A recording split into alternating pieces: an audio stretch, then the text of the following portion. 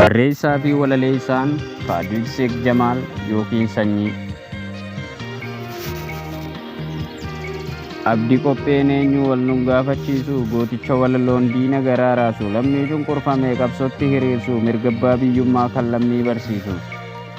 Yaadachuun gaariidha mootii Haayila Sillaasee madaa duraan qoore mummuree nu dhiise jechama gaafasii yoonii fi dhageesse kijiba gurguddaa walitti qindeesse.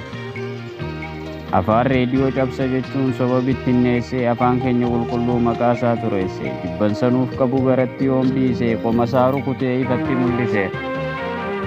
Hindii suniin kaasaa keessa koonna gubaa yoo nusee callise sammuu kiyya hubaa keessa kiyya guutee ofirraa naqqisaa waa'ee abdii qopheen xiqqoo isinii kaasaa yaa ilmaan Oromoo obsaan na jaqasa. Leenca fakkii hin qabne kan caalu hundumaa oolmaan nuuf oolte yoom himamee dhumaa waa'ee isaa yoon kaasuu hin fixu odeesse Abdii Mummayyuusuf goota haati deesse.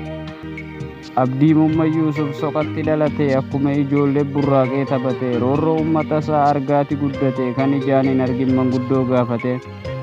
Rakkoo saba isaa xiinxalee hubatee furmaata fiduudhaaf kaayyoo kaayyeeffate laatiin barachuutti fuula naanneeffate qabxii olaanaadhaan yuunivarsiitii kute. Cunqursaan uummataa sammutti dhimmifti callisee hin teenye Abdii yuunivarsiitii barattoota dammaqsee qabsootti hiriirsee sirna abbaa irree aangorraa kuffise.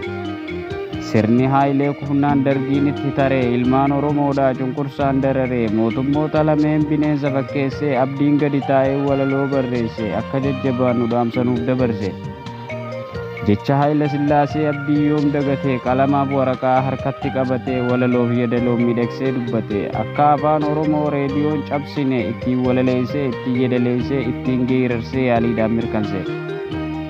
Uummanni Oromoo inni magaalaa jiraatu afaan isaa dubbachuu baay'ee kan saalfatu yoo mootii qabaate afaan alagaatii beekee afaan Oromoo mootii moototaati waraanni waboodhaa qabsoo kan biniise elemoo qilxuudhaa rasaasa dhukaase fooliin bilisummaa abditti bubbuse abdiin fuula isaa bosonan naanneesse. Walaloon dubbata rakkoo saba keenyaa haala yeroos ta'u kan jiruuf jireenya guddisaa afaanii kunuunsa aadaa kalaqaa jechootaa fakkii sirna gadaa jibba jaalalaa fi qabsoo ammaa hiriyummaa dhimmoota korniyaa hundee walqixxummaa. Gaafa abdiin haroo walleedhaan ijaare aartiin tuuta itti gale tarree dhabbituu kabbadaa gimbii saggaarsisee eebbisaa addunyaa dambidoolloo kaasee raayyaa abbaa maccaa jimmaa gulufsiisee hirphaa gaampureetis mirqaansee macheesse. Ali Adam Kadir Haloo fi Almaazii Usmaayyoo Qamarii ammaas Ali Shabboo barreessee hin fixuun of kolchaa yaaboo. Hedduudha kan burqaa abdii waraabbatee garuu tokkoon garre kan dhugaa dubbate walaloowwan abdii yoon kaase muraasa qaama kophaa dhiisee qalbii godaansisa. Teessoo nagaa fannaan jeen Oromiyaa dhiigaaf lafee tiyya biyya abbaa kiyyaa michuu baay'een qabaa lixa biiftuutirraa dhaamsa koo geeyinii Oromoota mara Finfinnee yaa Finfinnee madda burqaan cinne kan waaqni nuuf kanne ansirraa fagaachuun nu mantaane yaa Finfinnee. Jiraattonni magaalaa yeroo kan baadiyyaa tuffatu abdii qopheen argee garaan isaa gubatu qalamaa waraqaa isaa gad fudhatee Aadamiif Qadiiritti dhaamsatti kennate lakkaa'ameen dhumuu walaloon barreesse jechootaan kuulee ergaadhaan dabarse. Ayyaana kobbadee hiree koo jallate foon koo na lagatee alagaa filate hiree yeroo dabdee biraa fi hiriyaan hundi wal lagatu isa malee jiru namni waa'ee kasii tuutee alamtatu. Imala jiruu fi jireenya abdiin isin yaadachiisa ijji koos na boo'ee imimmaan harcaasa harkiis na hollata qalama gaddiisa garaa sabbataa lideen dirqiin jajjabeessa. Barbaacha bilisummaaf gaara baay'ee bu'ee dadhabee osoo hin je'in laga meeqaas ce'ee maatii fi firootaas nuuf jecha lagatee rakkinaaf gidiraas meeqaan tamsimatee. Uffataaf soorata tasa yoom yaadate saba isaaf jecha gidiraa filate ummata keef jettee baay'ee dararamte ni reebamteef malee takkaa yoom boqotte.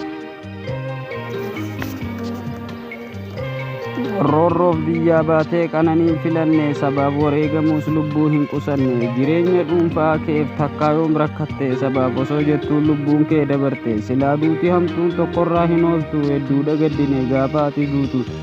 8 jannataa teessoo kee haa taatu.